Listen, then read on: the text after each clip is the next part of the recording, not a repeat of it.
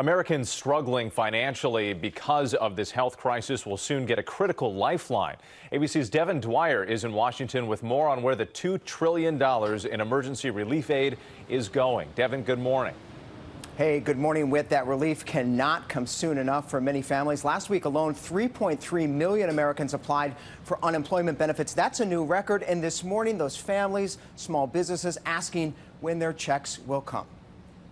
Motion is adopted.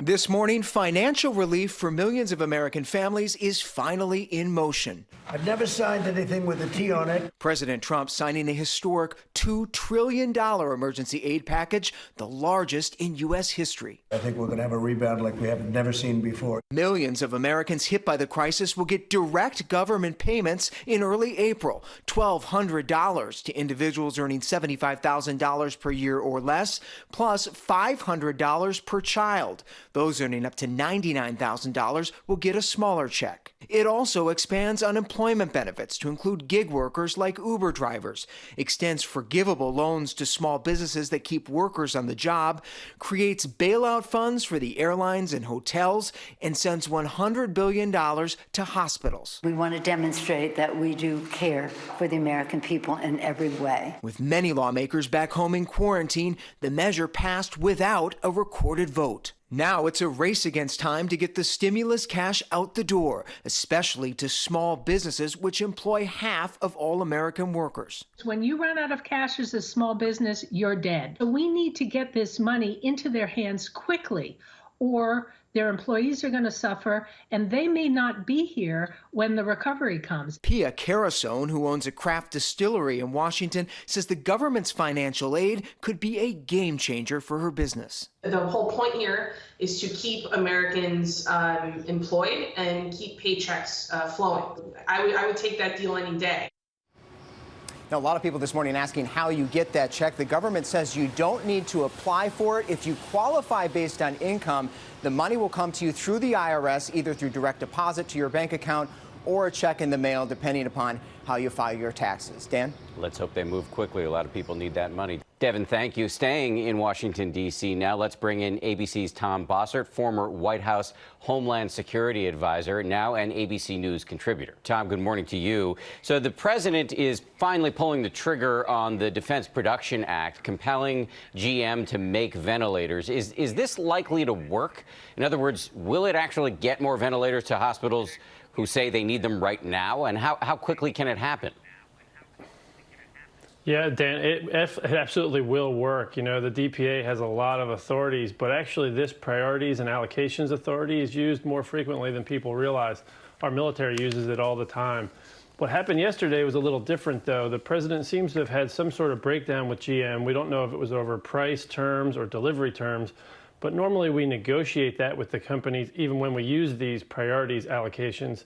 Yesterday, it seems like he used that authority to end those negotiations, say enough, and push GM into doing something that in negotiations they were still uncomfortable doing. But, you know, these are extraordinary times, and I think GM has already started their production line, so this didn't seem to cause a delay in that effort. But that's good news because, as discussed, many hospitals need those ventilators stat. Let me ask you about something overseas that's alarming globally. The British Prime Minister, Boris Johnson, has tested positive for the coronavirus, and it raises the question, how do countries move forward if leaders test positive, given that COVID-19, the disease caused by this coronavirus, can be debilitating? Yeah, Dan, there's going to be really two key things brought up by that development. And the first is for all of us to remember that business or government, to continue our operations, the so-called continuity of operations effort, needs to rely on those people on our teams. We call it devolution. The number two in every organization needs to be fully empowered to step into the number one role. That's how we get through these things when there's absenteeism at this scale and leadership levels. And it raises a second question about when it's safe to return to work. And what we saw the British do was set a standard of 7 days. And we saw some argument with other doctors saying that was too soon. But I think that's going to stick as the global standard until someone else comes out with a different one.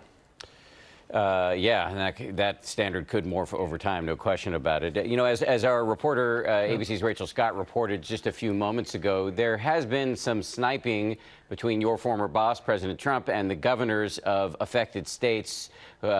Setting aside the politics here and who might be to blame in this sniping, is this bickering likely to hamper efforts to save actual lives? Yeah, you just said the key thing. Let's set aside the politics. I understand tensions are high, but what we just saw from the White House this week was, I think, an advisable pivot away from date-set, conditions and into a conditions-based drawdown, if you will, if you want to make an analogy to war. We're moving into a regional risk-based approach where counties and governors and mayors and county administrators are going to make decisions about when to ramp up and when to de-escalate these social distancing measures, and that's going to require a lot of faith and trust in our governors and our local leaders.